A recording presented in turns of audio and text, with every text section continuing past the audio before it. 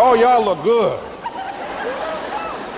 I want you to look at something right now. Think of some major goal you want, or maybe it's one you're already working on and you have experienced a lot of setbacks, a lot of defeats. You've experienced a lot of disappointment. Maybe you've already given up. And maybe you just need a little fire, a little encouragement to get back in the game again. Here's what I want you to look at. There are winners, and there are losers, and there are people who have not discovered how to win. And all they need is some coaching. All they need is some help and assistance, just a little support. All they need is some insight or a different strategy, a plan of action to make some adjustments that will open up the key to a whole new future for them, that will give them access to the unlimited power that they have within themselves. That's all that they need. So what I want you to do is think about something you want for you, that's real for you, that's important for you, that will give your life some special meaning and power. And I don't even want you to say, I can do that. I don't want you to assume that. See, 5 years ago when I started out in this area, I would not have been able to make the mental leap that I would be up to where I am right now. I don't want you to begin to just psych yourself out. No. I want you to be able to say something to yourself that will enable you to maintain a level of integrity with yourself. That when you say this, even when you face tremendous setbacks, it will be a benchmark to keep you in the game, to keep you moving forward and experimenting and readjusting your strategy and your plan of action, continuously looking for ways to win. So what is that something? When you got an idea you want to move on, you might not have the money, you might not have the education, you might not have the support or the resources you need. What is that something that can keep us going, that will enable us to act on our dream? What's one of those keys that will begin to help us to discover the secrets to our dream? Here's what I want you to repeat after me, please, with power and conviction. Say, it's possible. It's possible. That's all I want you to do when you look at your dream. Just say to yourself every day, it's possible. Just say that every day to yourself, it's possible. Because what does that do? See, it begins to change your belief system. See, the way in which we operate, ladies and gentlemen, it's a manifestation of what we believe, what's possible for us. Whatever you've done up to this point, all that it really is a duplication, it's a reproduction of what you believe subconsciously that you deserve and what's possible for your life. Most people operate out of their personal history, out of their memory, things they have done, things they've experienced, things they've seen, things that they have observed. What I'm suggesting that you operate out of a larger vision of yourself.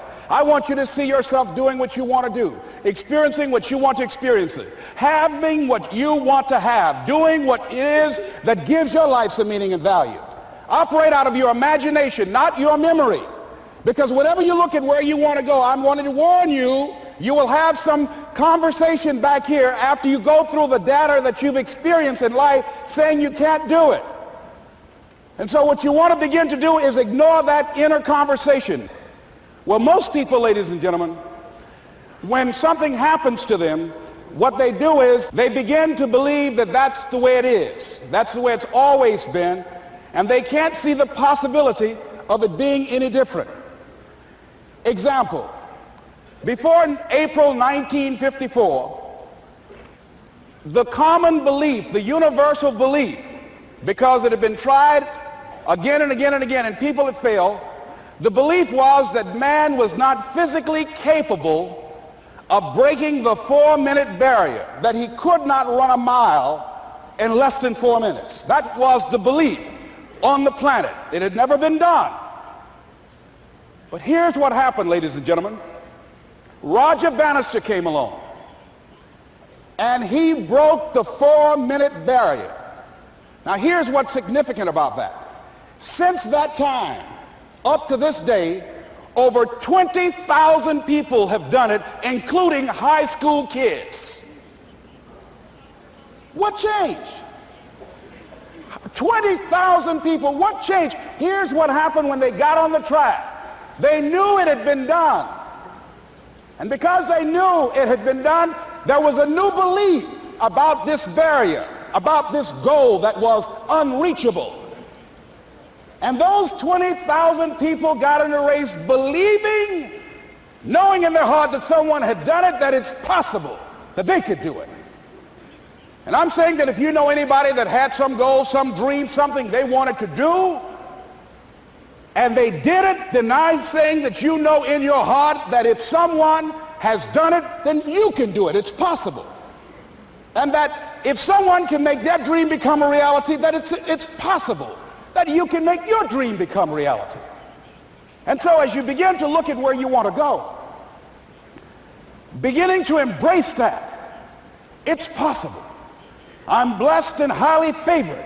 I've got a lot going for me. I got some good stuff in me. And it's possible that I can bring my greatness out here in the universe. That I can do what I want to do. It's possible I can write my own book. I can have my own business. I can take the trip and travel around the world. It's possible. I can bounce back from adversity and reinvent my life. It's possible. Regardless of where I am, the things can get better for me. It's possible. I'm thinking about two men right here in Chicago who were fairly successful, similar background, educated. They worked for a corporation for many years, and they were among many people that were laid off. Two guys who were very good friends. One went out looking for a job for several weeks along with the other one, and they faced disappointment and rejection again and again and again. They couldn't find any work, which is the story of many people across this country. One guy stopped. He became discouraged. He stopped going. He stayed home looking at television, became very argumentative and toxic with his wife, drinking beer, getting on the phone, talking to his other negative, unemployed friends. And he just gave up. The other guy kept looking for a job everywhere he could go. Every time he could get an opportunity, kept asking people, networking, checking the newspapers every day. Kept going everywhere he could, trying to find a job. You have too much education. You're overqualified. You won't be here long enough. He kept going. He kept going. He went to a place and said, look here, I tell you what, if you can't hire me, and I know you can use my talents, abilities, and skills, I don't want to sit home and do nothing. Just let me do some volunteer work. You don't have to give me anything, all right? I just want to work. I want to be busy. Guy said, okay, it's on you now, but don't expect me to give you anything. It's okay. This guy came in and worked. He was the first one there. The last one to leave was the best employee there. About 4 weeks later, one of the top managers quit. They were looking for a replacement. Guess who they selected? This other guy. This guy who was volunteering his time. He got the job. What was the difference between the two men? Eyesight and mindsight. Eyesight is judging on what you see. Judging according to appearances. But mindsight is how you interpret what you see. One guy said, it's not possible. It's over. I'm finished. I can't do it. I can't make it. He surrendered. I've faced rejection again and again. I'm not going anymore. There are no jobs out there. But this other guy, he felt that in spite of the no's and rejections, in spite of how bad the economy is, in spite of what the newspapers are saying, that it's possible that somebody somewhere will give me a job. He just kept going, thinking it was possible. And guess what, ladies and gentlemen? That's what we have to do with our dreams. Because things happen to you in life that you can never, ever anticipate. And many times when those things happen, you want to give up. I remember when I was in broadcasting, when I was a disc jockey, I became very controversial, not only being a disc jockey, but I felt that radio was something that you not only entertain people with, but you also empower them, you educate them. And I got fired. I didn't just leave, they fired me. That was a shock. I said, wait a minute. They took my microphone. I thought that was who I was. No, ladies and gentlemen, it wasn't. I had to do something else. And I didn't know what else I could do. See, here's what I'm looking at. What are the uses for your life right now that you haven't even reached for yet? See, I believe that when you don't have enough encouragement to act on your dreams or ideas, or you're not enlightened enough, that life will act on you. See, life had moved on me and said, Les Brown, you have outgrown this. It's time for you to do something else. Well, I wasn't enlightened enough. I organized some disc jockeys and got my job back. So they had to fire me again. I got fired twice. Here's what I did. I had to think of something else. And so a guy suggested to me, he said, Les, why don't you run for office? I said, man, I've never run for office. I've never known anything about how to operate in the political arena. I've heard encourage people to register to vote and get out to vote, but I don't know anything about politics. He said, well, neither do the people who run for office all the time.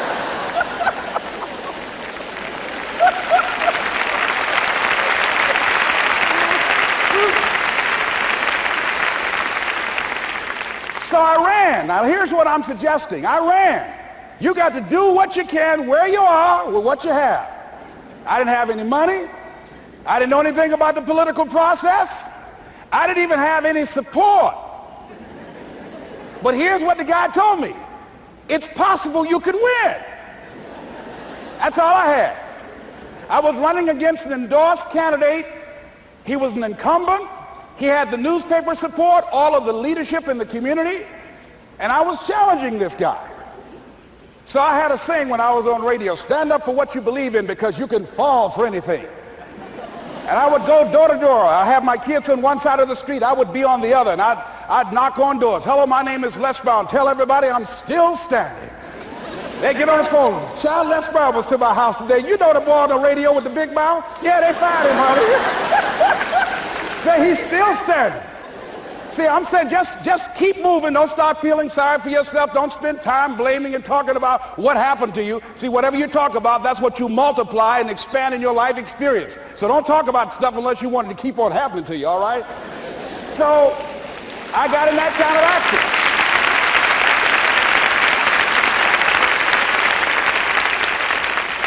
As I continue to do that, had my children with me, we're going door to door, didn't have enough money. Eventually, we got close to the election and something happened that really surprised me. Guys who I thought were going to either support me or stay out of it, various powerful community leaders, they became involved in it and they endorsed my opponent. I felt devastated. Now that's going to happen to you when you're working on your dream. Things are going to happen that's going to catch you on the blind side. That was shocking to me. They didn't have to do that. All they had to do was just stay out of it. But here they go, come up in there messing with me. Now that's going to happen. There's some people who believe it's their personal business to stop you from living your dream, all right?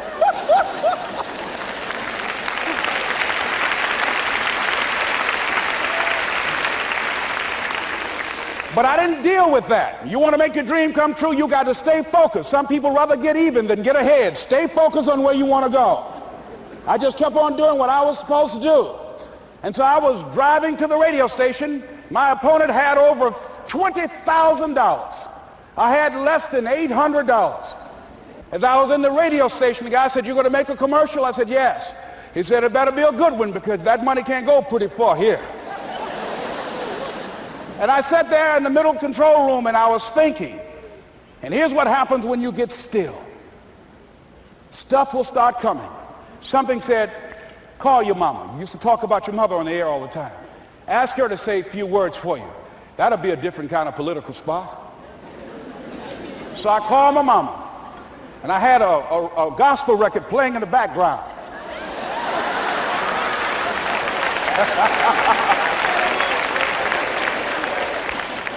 And then I had my mother say, "Hello, this is Mrs. Mamie Brown. When I raised my sons, I raised them to be good children. When they got out of hand, I beat their behind and made them go right.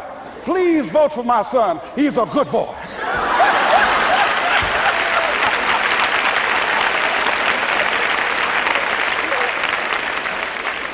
Usually in the state representative race, maybe 3,000 or 4,000 people will come out to vote in a primary. In that primary race, over 27,000 people came out and voted and said, "I'm voting for Les Brown because his mama said he's a good boy." I won, ladies and gentlemen. I won.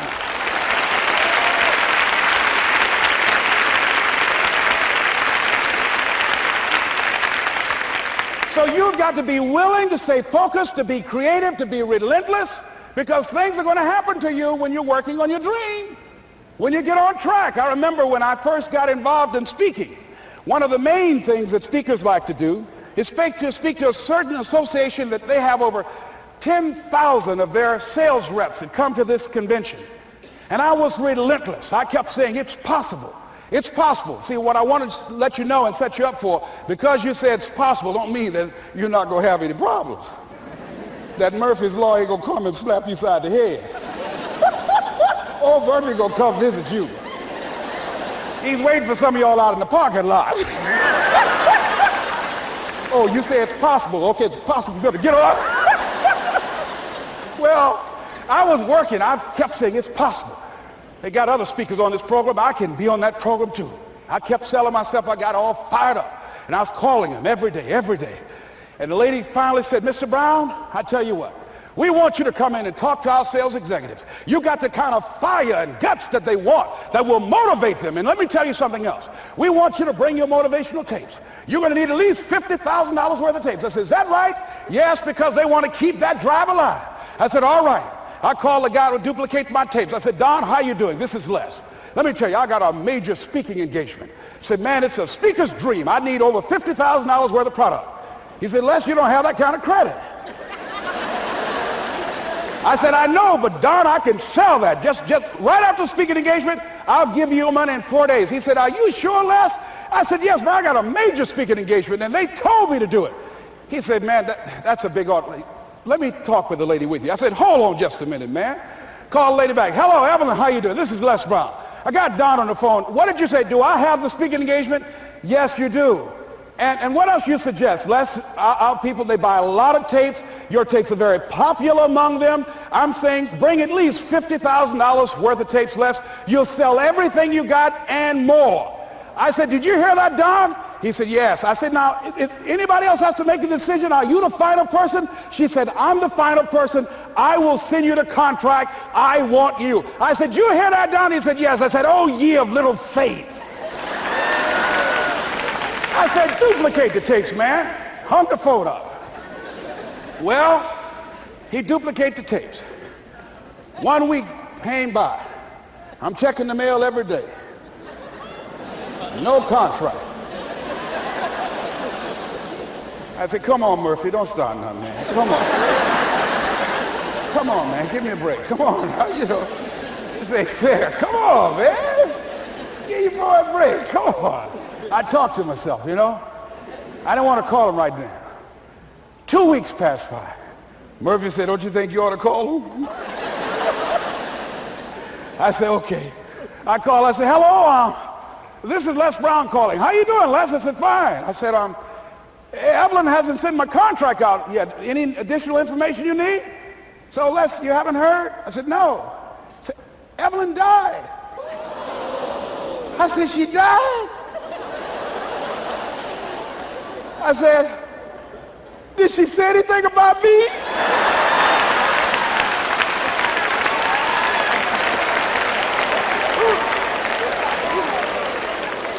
When I got home, I was so wiped out. And Murphy was in the house waiting on me. Murphy said, is it possible you want to listen to some of your tapes?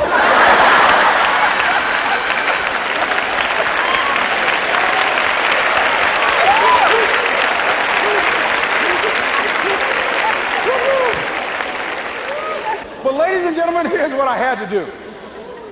I had to begin to focus on what was the solution. That this was not the only place that I'll be able to sell those products. And as I began to challenge myself and got some help and support and some other input, I eventually did. It took longer, but it was challenging. But I did it. Repeat after me, please. No matter how bad it is, or how bad it gets, I'm going to make it. I'm going to make it. Shake somebody's hand on your right and left and say, you got that right.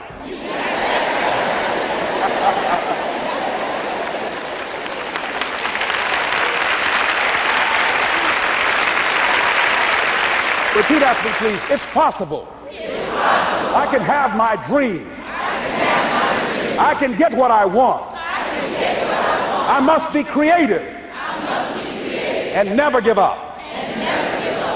Now, let me share something else with you, ladies and gentlemen. When you know within yourself that there's something you want to do, and I believe that all of us were born with a purpose, that all of us have something that we are supposed to do, that all of us have some goodness within us, and that goodness gives us a responsibility to manifest our greatness. And when you know that, you can feel it in your guts, and you know that you're deliberately operating below your potential. You've gotten comfortable. You stop expanding, you stop stretching, you stop challenging yourself. Let me share something else with you. Not only is it possible for you to have your dream, but it's necessary.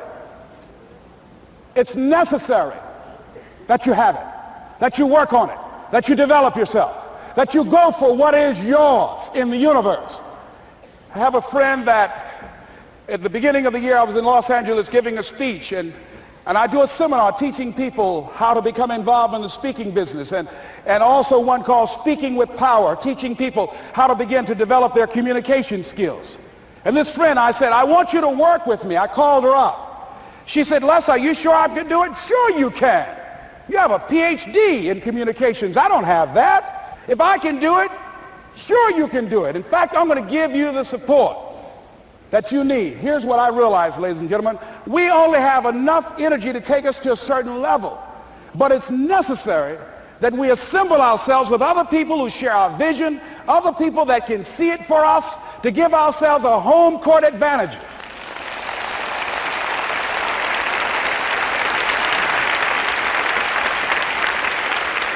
So it's necessary that you seek out other people who think like you, who are growing, who have decided that they are not satisfied with where they are. See, I don't believe that necessity is the mother of invention. No, necessity, in my opinion, is not the mother of invention.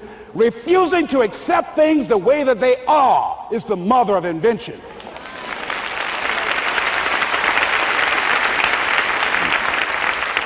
When you decide, I'm not going to settle for this, this is not going to be it for my life, I deserve more than this. See, that will start making you do some stuff. See, a lot of people go to work every day miserable, and all they do is just talk about how miserable they are. But they don't do anything about it. So I was telling her that I knew she hated her job with a passion. I said, you can do this. You got more going for you than I have going for me. And we've been going through this for years, ladies and gentlemen. She'd been to my seminar speaking for a living. She brought her husband, and that was one of the major problems that I realized that happened in her life. He couldn't see it for her. So you got to make sure that you have people in your life that can see it for you, that will encourage you. Non-affirming relationships can hurt you.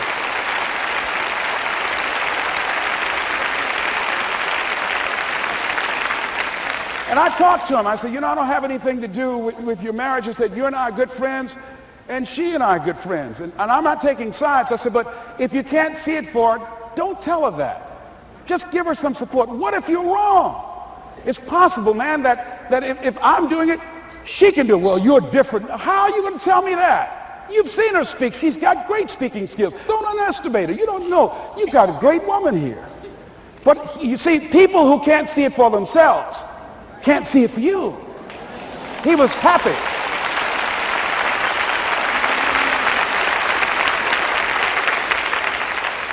So I said, will you do it with me? I said, I'm going to give you the support you need. You can't do it by yourself. I will stand with you. She said, you will? I said, yes. I'm going to make you a part of my seminar. You'll do a part of it, and I'll do a part of it. Speaking with Power. She said, okay. 3 days later, ladies and gentlemen, I got an emergency call at my office. It was from her husband. He called and said, tell Les Brown that Marion is dead. I said, oh no. When I was flying there to go to the funeral, and I remember the last time that I saw her, and I had some of her papers that I had gotten inadvertently confused with mine, and I took them home. And I was searching through these papers to do one of her works. She was a prolific writer. And what got me, what was so sad that made me begin to cry, was that there were poems that she had started that were profound poems, great thoughts that she didn't complete. Plays that she had started that she didn't complete. See, that poem was given to her. I can't finish that for her, nor can you. That play, whatever the outcome that she had envisioned, that she had imagined, was given to her. Only her. And she's the channel that was going to come through. You are here, and you are the vessel, you are the outlet for the universe. That you've been selected. There's something for you to do. I believe all of us have some purpose for being here. And as I was going to the funeral, and I was reading a newspaper that said that millions of people are dying because of what they're eating, talking about their diet. And I'm sure that it was Marion talking to me, whispering, saying, Les, the next time you speak, say that even more are dying because of what's eating them.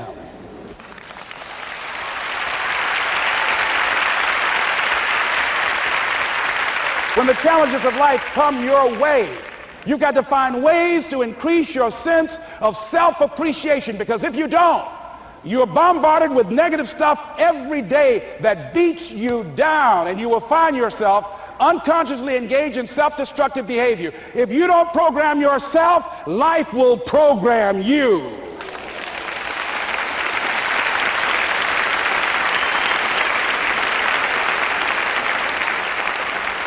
So you want to have an agenda for your life. It's necessary that you have some direction for your life. A friend at the National Speakers Convention gave us a presentation, and it really struck me. He was talking about when he was traveling across Europe, Warren Gresham, and he said at different points, soldiers would wake them up on their journey and ask him the question.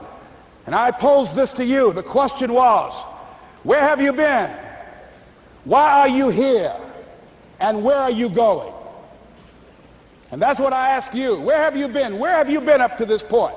You look at your life. You look at what you produce. Is it giving you what you want? Are you living on purpose? Are you living your dream? Are you acting on your ideas? Are you doing all you can do? Have you gotten comfortable? Are you procrastinating? Are you evading your own greatness? Are you surrounding yourself with people that can nourish you? Are you challenging yourself? Are you experimenting? Are you learning something different? Is your life an adventure, or is it boring? Where have you been? Why are you here? What brought you here? Investing the time, the money. What brought you here? And where are you going? What is it that you can get out of this session, out of this lecture? That when you leave here, rather than this just being a spectator event, that you got some idea, some dream, that you might have to go back and brush it off and look at it again and say, I've got to do this. This is my stuff. This is what I'm supposed to do. This is why I showed up. Where are you going with your life? What decisions are you making right now as you look into the future? Are you experimenting to find out what other talents and abilities that you have? See, we're in a time right now. The day is gone where you could just go to college and get out and get a job and work 30 or 40 years with job security and retire with a gold watch. The gold watch days are gone. Brand new day. Party's over. So now you have got to be multi-talented and multi-skilled. You've got to use all your stuff. You don't know what else you can do. I didn't know I can do what I'm doing right now. It's necessary that you stretch and challenge yourself and say, let me see. I start out as a trainer. I'm a trainer. That's what I am. That's what my expertise was in. And then I decided, let me see, can I speak? And then I discovered, hey, I can do that. What if I hadn't tried to do that and just been satisfied with just being a trainer, with a limited vision of myself? And then after training, and then I said, well, maybe I can go into business for myself. And I started speaking, going into business for myself. Well, maybe I could train other speakers and teach them how to go into business for themselves. See, you want to have a backup plan. You want to have other strategies for yourself. In case this doesn't work out, you got something else going over here.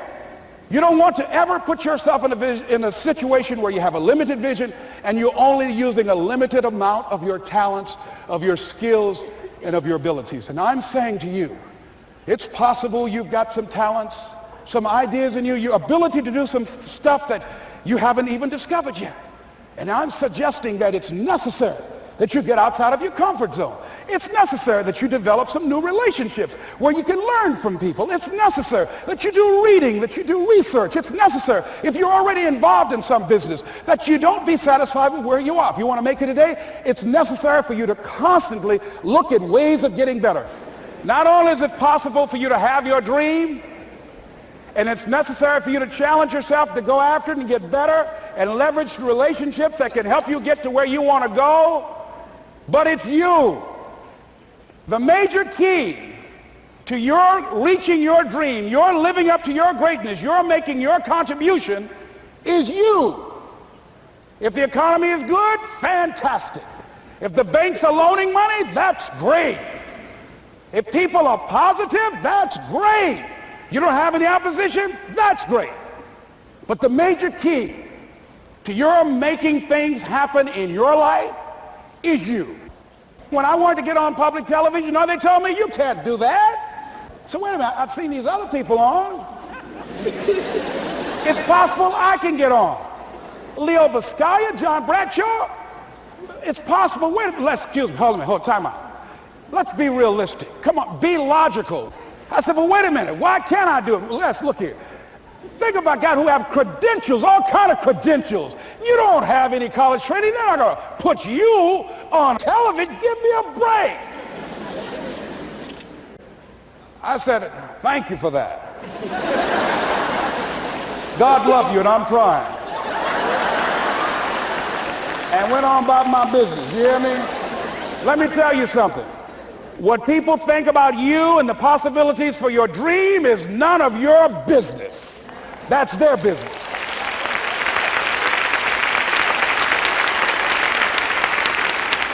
They have no imagination, ladies and gentlemen. They're living out of the past, out of their memory. Their attitude is it can't be done because they haven't seen it. They're judging according to appearances.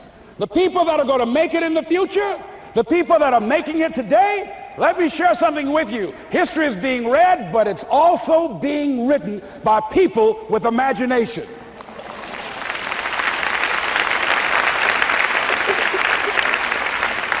So I went to the next mode, necessary to start talking to people and seeking and asking for what I wanted and leveraging relationships and trying to find out how do the people do it that went ahead of me? How do they do it? And then what is it I need to do? How is it I need to train myself, to develop myself? What's the resources that will be required in order to make it happen?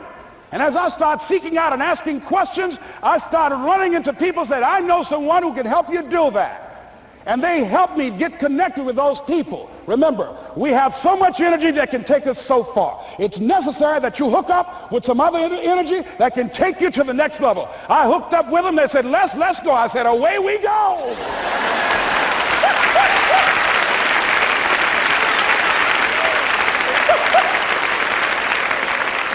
And guess what? Here we are.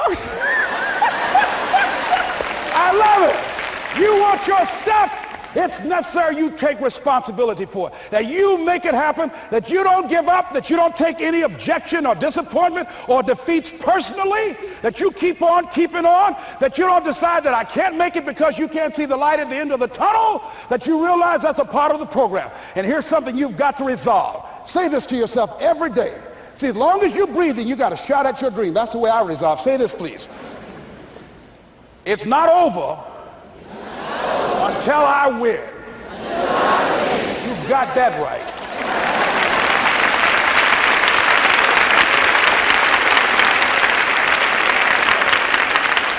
It's not over till I win.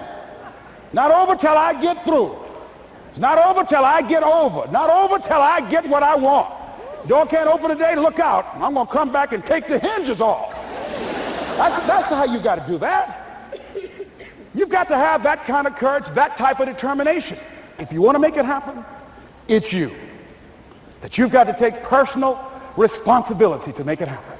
That you have got to own what it is that you want to do. If it's taking care of your well-being, if it's making a difference in our school system, if it's working with senior citizens, if it's to protect our ecology, if it's to create an economic renaissance, if it's just to take yourself to another level, it's you. You've got to make that happen. We can point out many things that can make it inconvenient or can slow us down. but ultimately, it's on us. Next step is, not only is it possible and necessary, and it's you to live your dream, to make this greatness that you have within you become a reality, but what I've come to appreciate when you're working on changing your life, changing some bad habit, getting out of addictive situations or relationships, or working to build a dream or making a difference in our society, or learning something that's very challenging. Here's what I realize, ladies and gentlemen, and develop a great deal of respect for. It's hard. Easy is not an option. It's hard living. Life is hard. See, it's hard when you are 49 years old, been working on a job for 17 years, and they come in and tell you you're finished and give you 1 week severance pay. And you got to start all over again. It's hard when you're married and raising children and your children are crawling and your husband dies unexpectedly. It's hard handling just the tragedies of life. It's hard when you're working on something and you put everything you have in it and it doesn't work out. You lose your money and other people's money.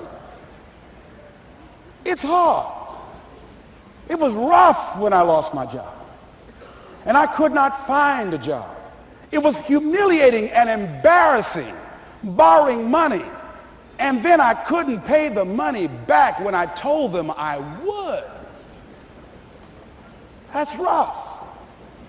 How people look at you, how they respond to you. It's very hard. It's humiliating. Here's what I discovered that happens to you in life, that you will go through things, and while you're going through them, you can't understand why it's happening to you.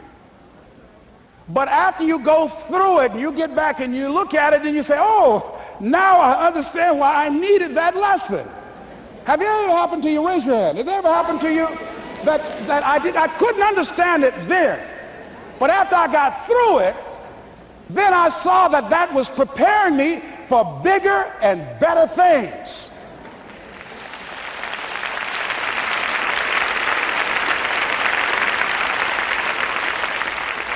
That as you go through the challenges of life and you look at it and embrace whatever comes to you, don't run from it.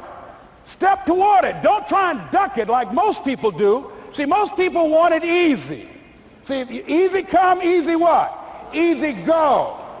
See, but when you go at what you're going to deal with and you deal with the difficulties of it, when you handle those hard things close at hand, making those hard decisions right now that you don't want to make, learning those things that you don't like to do, but you know that in order for you to get where you want to go, this is one of the hoops that you have to flip through.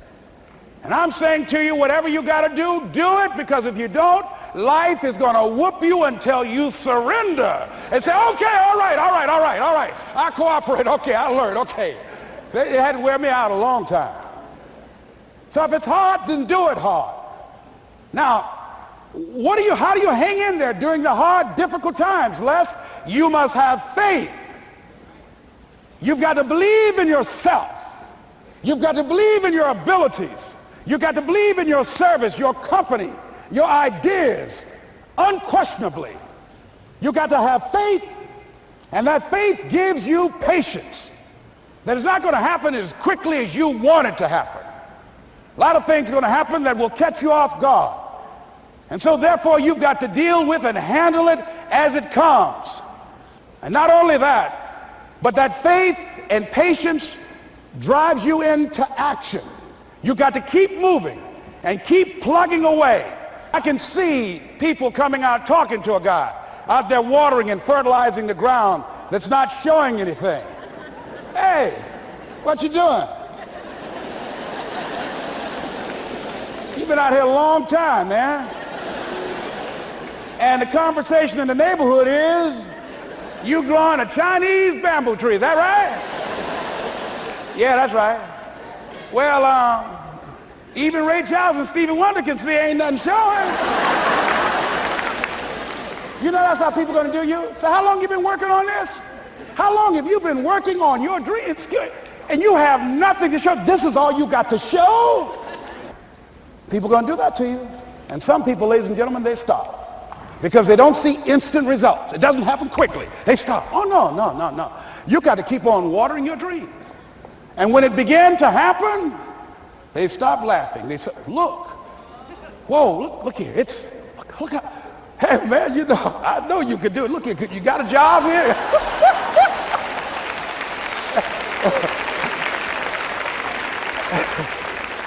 See, during those hard times, we didn't know how you're going to make payroll. During those times when you failed and things didn't work out, they were nowhere to be found.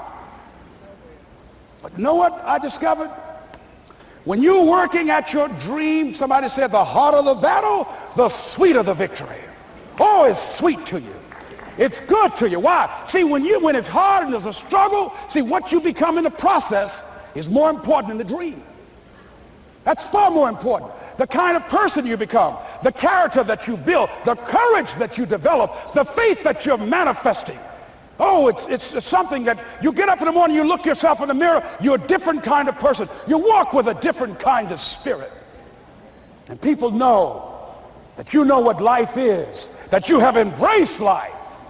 You knew it was hard, but you did it hard.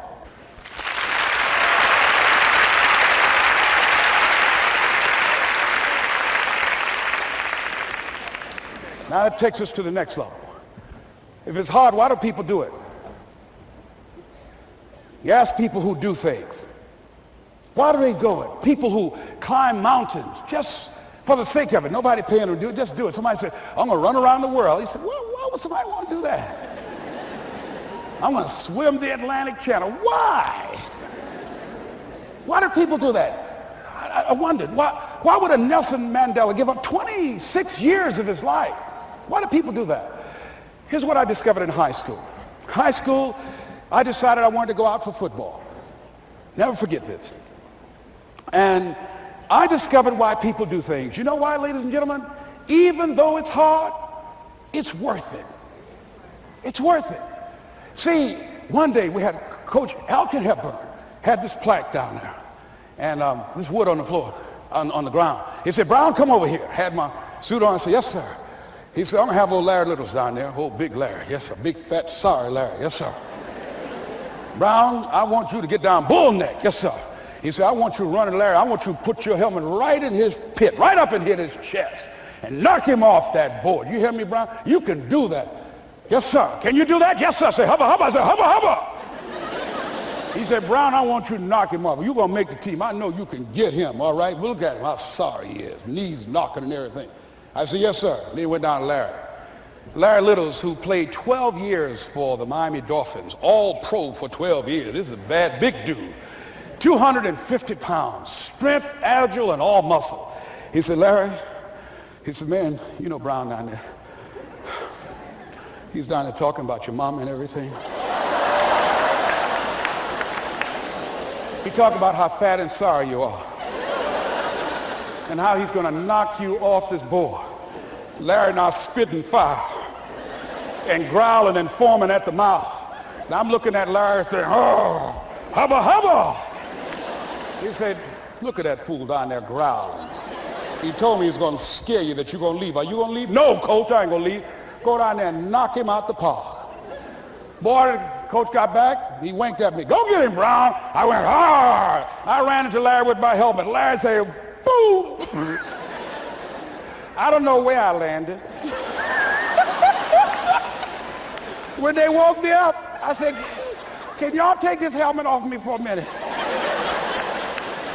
I said, y'all got any more positions out here? They said, like where? I said, don't y'all need an announcer? They said, Brian, where you going? I was crying. They said, man, some girls over there. I said, I don't care, man, I'm hurt. Said, that fool almost killed me, man. He said, Brian, you quit, man. I said, yeah. I said, what? I said, it ain't worth it, man. No, it ain't worth it. Y'all go ahead. Y'all crazy. I'll be your announcer, man. I was calling the game. I was up there in the booth. Call good games, too, because the pain wasn't worth it to me. And I'm saying to you, you know why people do what they do? The people who go after their stuff, what makes it worth it? It's got to be your passion. You got to love it, ladies and gentlemen. You got to love it. It's got to be what you are supposed to do. You want to sing, and even though they want to invite you to Carnegie Hall, you're going to sing to anybody that listen to you, including singing to yourself. I used to talk to my plants when nobody else would listen to me. You got to write, even if no one published your book, write, because that was given to you to do. You do what it is you're supposed to. You're supposed to build something. You're supposed to create something. I don't know how to do it. Learn. Do whatever is required. Just go out there. It's possible you can get what you want. It's necessary. If you want it, you got to go into action. You got to be willing to experiment.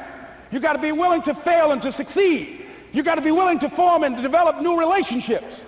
It's you. It's on you. You got to make that happen. Nobody's going to bring it to you on a silver platter and say, here's your dream manifested.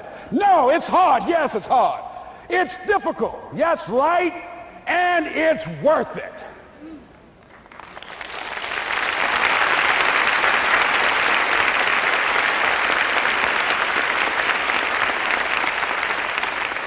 People ask, hey man, these kids, man, it's rough dealing with them. That's right. That's right. You think peer pressure happened overnight? We went through peer pressure. I remember as a kid, some guys said, hey Les, me and another fellow named Willie Lower, we were going home. Hey man, we're going down to Gould's, man, and knock off a grocery store. I said, look here, I don't want no part of that. I'll see y'all later. Say, y'all chicken. I said, that's all right, you say whatever you want. Low star. I'm not chicken, man, don't call me chicken. Then why don't you come? We didn't even ask you to come into place, man. All you do is just drive the car, that's all. I don't know how to drive that good. Well, we're trying to get Les to come. He's chicken. Hey, I'm not driving nothing, all right? Willie, don't care about what they say, man. Leave him alone. You want to go do it? You find somebody else to drive, or you drive yourself. Come on, Willie, man. Pull him, he stopped. I ain't chicken. All I got to do is drive? Yeah. I said, Willie, that sounds simple, man. Don't go, man. He went.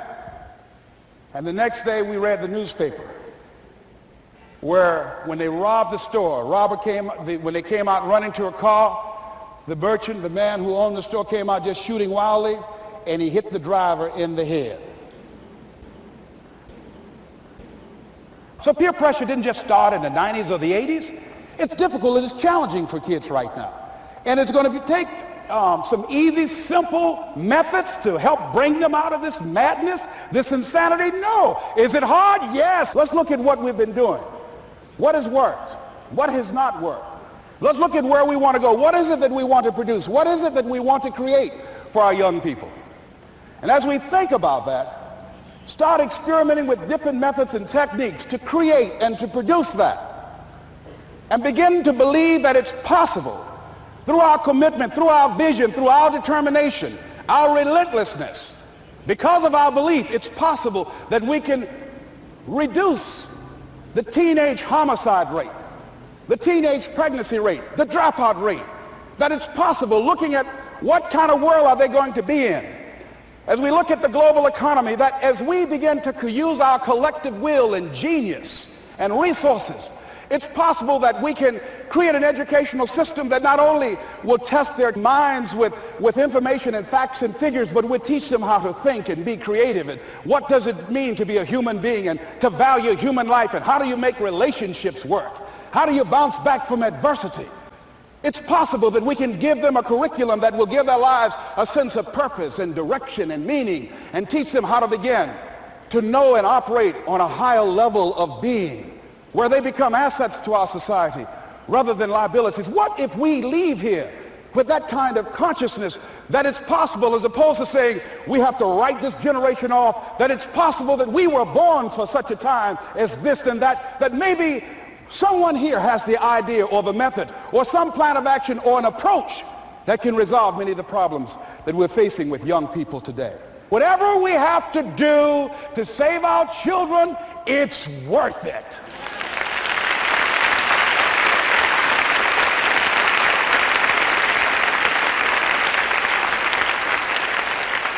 So that brings me to the final step, that it's necessary for us to begin to look at the future and know that it's possible that we can have our dream. Yes, it is.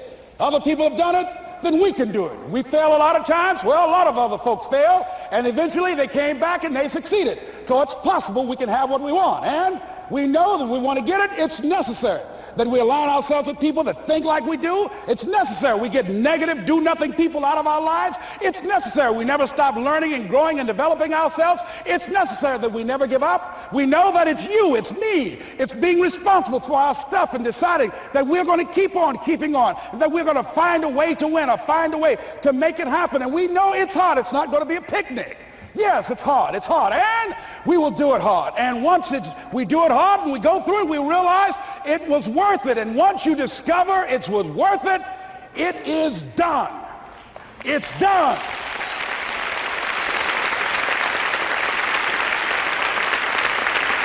It's done, ladies and gentlemen, before it happens. Well, here's what I'm suggesting to you.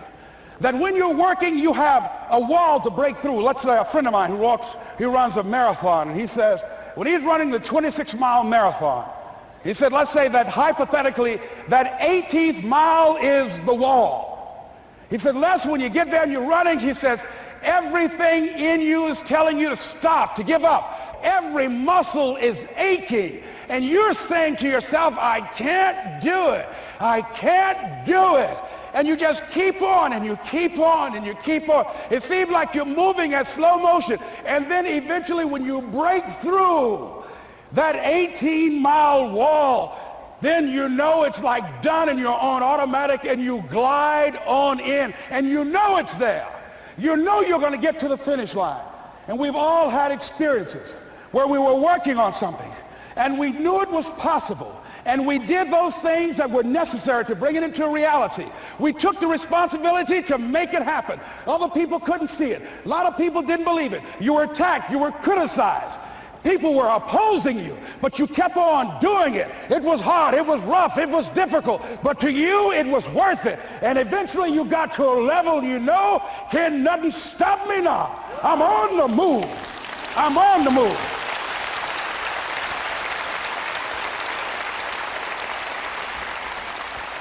Finally, I'm thinking about a friend of mine who is no longer operating on this dimension. His name is Jack Boland.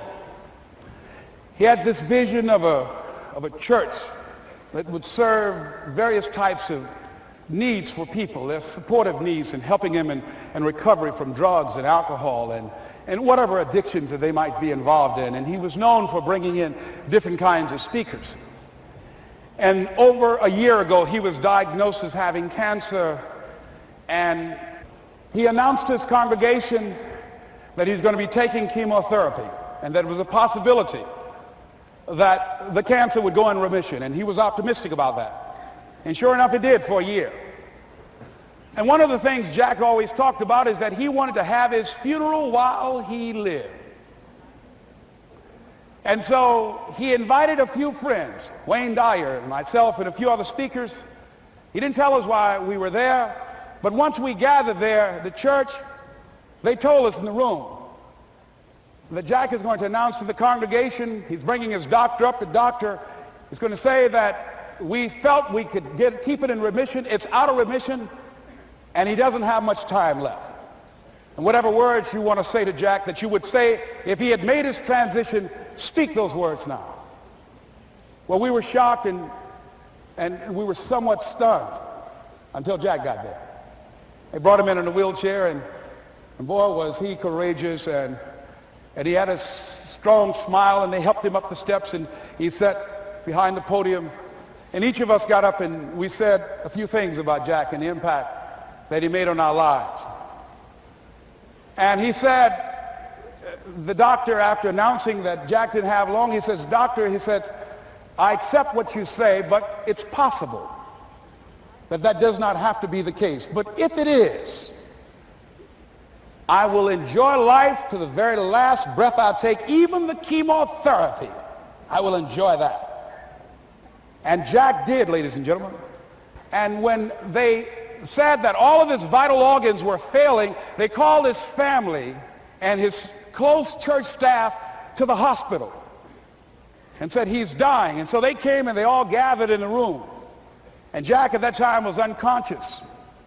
And he gained consciousness, and he looked at them and he said, with what strength he had, he said, I want to thank you all for being here. You've been a great staff to me. He looked at his sons, his daughter. He said, you've been a great family. He said, don't feel sorry for me. He said, I'm ready to go. I'm looking forward to the next adventure. And he sat there for a little while, laid there, and he closed his eyes, and he lost consciousness. About an hour and a half later, he opened his eyes, and he looked at them. He said, this is embarrassing. I'm not dead yet. They were laughing through their tears. They said, Jack, you are a character. He said, hey, I hate giving up this kind of control. So they predicted that Jack would die at the end of February. And then on the 2nd, they said, he won't see the light of day. He will be dead by morning. Ladies and gentlemen, Jack died on March 4th. And we believe that even in his dying, Jack sent his congregation a message that I want to give to you with his permission. March 4th is the day he died, and we believe Jack was saying, March 4th.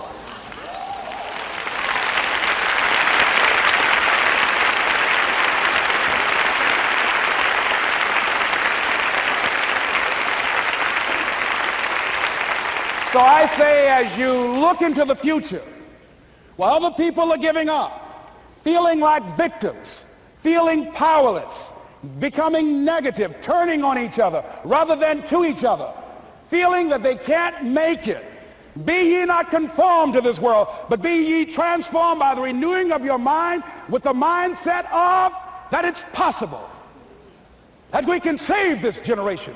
It's possible that we can create new industries, a new economy. It's possible that I can find a new profession, a new job. It's possible I can create a new life. And it's necessary that I become actively involved in becoming a positive force in my life and on the planet. And it's me, yes, it's you, it's all of us, pulling together, working together to create this brand new future. And it's going to be hard. Easy is not an option. But if it's hard, we will do it hard. Whatever is required to snatch victory from the jaws of defeat. And it's worth it, yes. It's worth whatever we have to do. And once we know that, it is done. It is done. It is done. It is done.